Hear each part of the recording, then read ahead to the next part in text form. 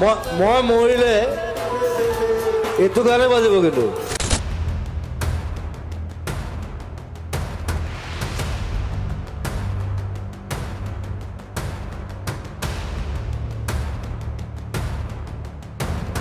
ये कहानी सिर्फ एक गायक की नहीं बल्कि उस शख्सियत की है जिसने अपने सुरों से पूरी असमिया और भारतीय संगीत दुनिया को दीवाना बना दिया।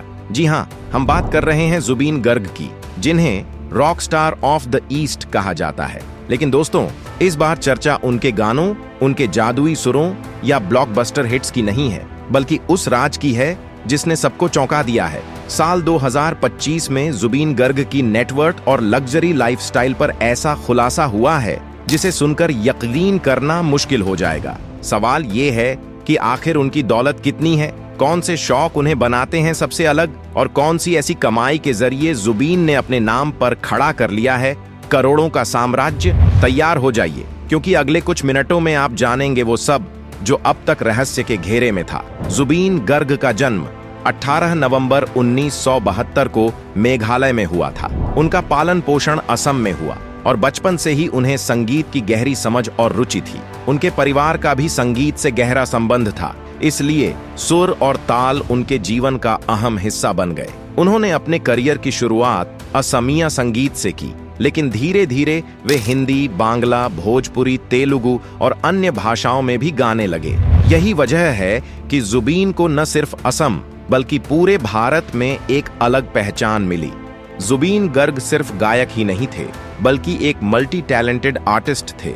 उनका करियर 1990 के दशक में तेजी से बढ़ा और उन्होंने सैकड़ों एल्बम्स और फिल्मों में काम किया। उनके गाने या अली और कई असमिया हिट्स ने उन्हें राष्ट्रीय और अंतर्राष्ट्रीय पहचान दिलाई। जुबीन सिर्फ एक गायक नहीं, बल्कि असम की संस्कृति और पहचान का प्रतीक बन चुके थे। दोस्तों, जब हम जुबीन गर्ग की सफलता की बात करते हैं तो सिर्फ उनकी आवाज नहीं, बल्कि उनके कमाई के स्रोत भी एक बड़ी कहानी कहते हैं। सोचिए, एक कलाकार जिसने असम के छोटे से दायरे से निकलकर पूरे भारत और फिर विदेश तक अपनी पहचान बनाई, उसकी आय आखिर कहां से आती होगी? सबसे बड़ा स्तंभ है रॉयल्टी। जी हाँ, उनके गाए गाने आज भी डिजिटल प्लेटफॉर्म्स, रेडियो और टीवी पर गूंजते हैं। हर बार जब कोई उनका गाना सुनता है तो जुबीन की झोली में कुछ न कुछ जुड़ता है। दूसरा पहलू है उनके लाइव शो और कॉन्सर्ट्स। चाहे गुवाहाटी की भीड़ हो या दिल्ली, मुंबई, दुबई के मंच, जहां भी वे गाते, हजारों फैंस टिकट लेकर उमड़ पड़ते। यही भीड़ उनके लिए सिर्फ तालियां ही नहीं, बल्कि करोड़ों की कमाई भी लाती थी। लेकिन कहानी यहीं खत्म नहीं होती। जुबीन सिर्फ गायक नहीं, बल्कि संगीतकार और अभिनेता भी थे। फिल्मों के लिए संगीत निर्देशन, गाने लिखना और एक्टिंग, इन सब ने उनकी आय को और मजबूत किया। और फिर आते हैं ब्रांड एंडोर्समेंट्स। कई स्थानीय और राष्ट्रीय ब्रांड्स ने उन्हें अपना चेहरा बनाया। इस तरह वे एक कलाकार से बढ़कर एक आइकॉन बन गए। नतीजा, मीडिया रिपोर्ट्स कहती हैं कि 2024 तक उनकी कुल संपत्ति थी करीब $8 मिलियन, यानी लगभग 70 करोड़ रुपए।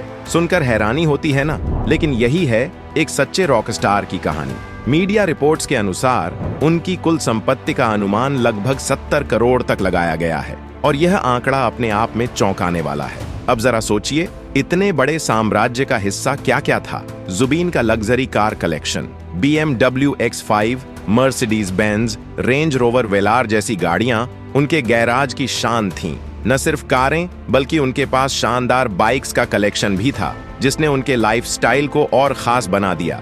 लेकिन जुबीन का जीवन सिर्फ ऐशो आराम तक सीमित नहीं था। कोविड-19 महामारी के दौरान 2021 में उन्होंने और उनकी पत्नी ने अपने गोवाथा स्थित 2 मंजिला घर को अस्थायी कोविड-19 केयर सेंटर के रूप में देने का प्रस्ताव रखा था। क्या यह बताता नहीं कि उनकी दौलत सिर्फ निजी विलासिता तक सीमित नहीं थी, बल्कि समाज की भलाई के लिए भी खुलकर सामने आती थी?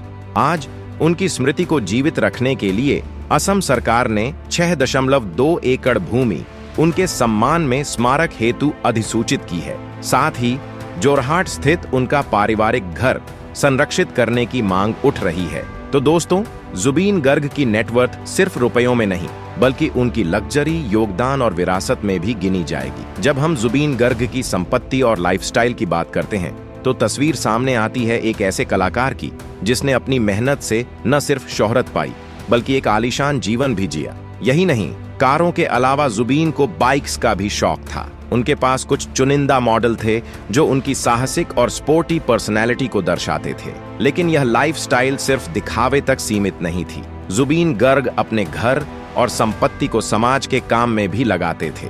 इतना ही नहीं, जोरहाट में उनका पारिवारिक घर भी संरक्षित करने की मांग उठ चुकी है ताकि आने वाली पीढ़ियां इस महान कलाकार की झलक पा सकें। तो दोस्तों, जुबीन गर्ग की संपत्ति सिर्फ 4 दीवारियों और गाड़ियों तक सीमित नहीं थी। यह उनकी शख्सियत, उनकी सोच और उनके समाज सेवी हृदय की झलक थी। सच कहें तो उनकी असली दौलत उनकी लाइफस्टाइल और विरासत दोनों में बसती है।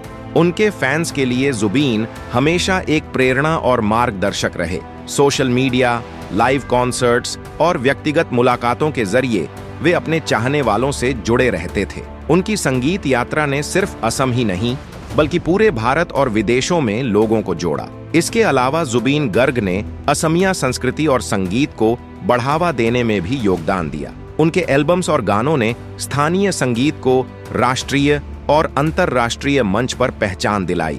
यही वजह है कि आज उनका नाम सिर्फ एक गायक के रूप में नहीं बल्कि संस्कृति और समाज का संरक्षक के रूप में लिया जाता है। जुबीन गर्ग की सोशल कंट्रीब्यूशन कहानी हमें याद दिलाती है कि सच्ची महानता केवल प्रसिद्धि और दौलत में नहीं बल्कि दूसरों की भलाई और संस्कृति के संरक्षण में भी निहित होती है। जुबीन गर्ग की कहानी में जैसे जैसे हम आगे बढ़ते हैं वैसे वैसे एक रहस्य और विवाद की परत सामने आती है। 19 सितंबर 2025 को सिंगापुर में स्कूबा डाइविंग के दौरान उनकी अचानक मृत्यु ने सभी को स्तब्ध कर दिया। सिंगापुर में आयोजित नॉर्थ ईस्ट इंडिया फेस्टिवल के दौरान जुबीन डाइविंग का आनंद ले रहे थे जब अचानक उन्हें सीजर मिर्गी का दौरा आया और वह पानी में डूबने लगे।